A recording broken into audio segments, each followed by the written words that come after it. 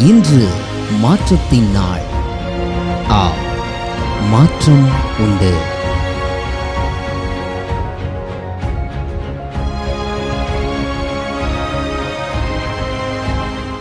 ஆண்டவராகிய இயேசுவின் நாமத்தினாலே மாற்றம் உண்டு என்கிற இந்த அனுதின தியானத்தின் மூலமாக உங்களை சந்திக்கிறதில் எனக்கு மிகுந்த சந்தோஷம். ஆண்டவரும் இரட்சகருமாகிய இயேசுவின் நாமத்தில் உங்களை வாழ்த்துகிறேன். தேவன் உங்களோடு கூட இருந்து உங்களை நடத்தி வருகிற எல்லா பாதைகளுக்காக கர்த்தருக்கு ஸ்தோத்திரம் உண்டாவதாக. இம்மட்டும் நடத்தின நல்ல எபினேசர் இனிமேலும் உங்களை ஆச்சரியமாக அற்புதமாக கர்த்தர் உங்களை நடத்துவாராக. மல்கியா தீர்க்கதரிசன புஸ்தகம் 3ஆம் அதிகாரம் 16ஆம் வசனம். Malachi chapter 3 verse number 16. அப்பொழுது கர்த்தருக்கு பயந்தவர்கள் ஒருவரோடு ஒருவர் பேசிக்கொள்வார்கள், கர்த்தர் கவனித்து கேட்பார். Then those who feared the Lord spoke with one another.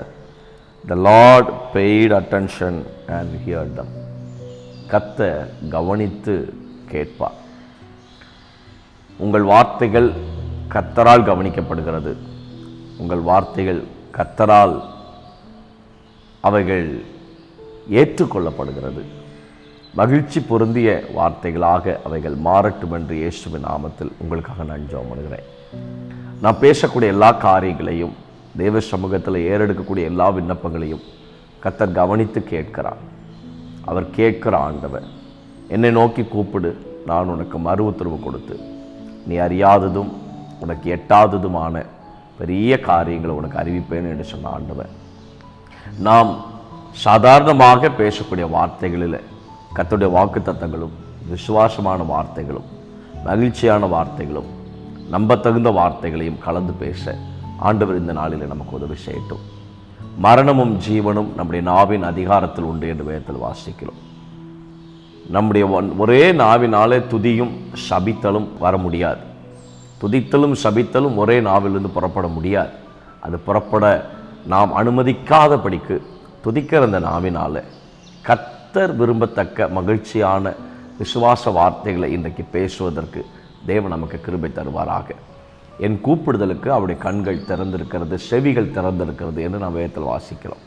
அப்படித்தானா? 34ஆம் சங்கீதத்தில் என் கூப்பிடுதலுக்கு அவருடைய செவிகள் திறந்திருக்கிறது. கர்த்தர் கவனித்து கேட்கிறார்.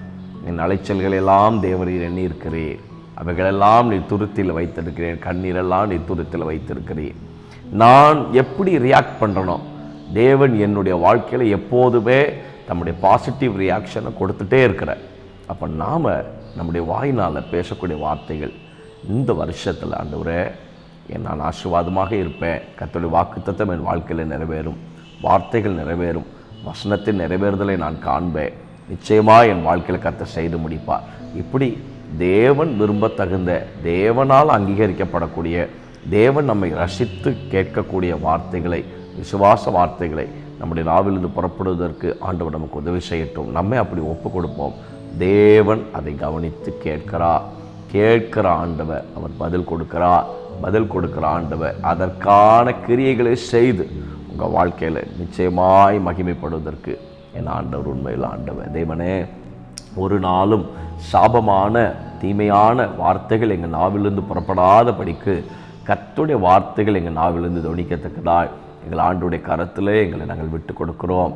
கர்த்தர் தம்முடைய மகிமை கர்த்தர் வெளிப்படுத்துவீராக.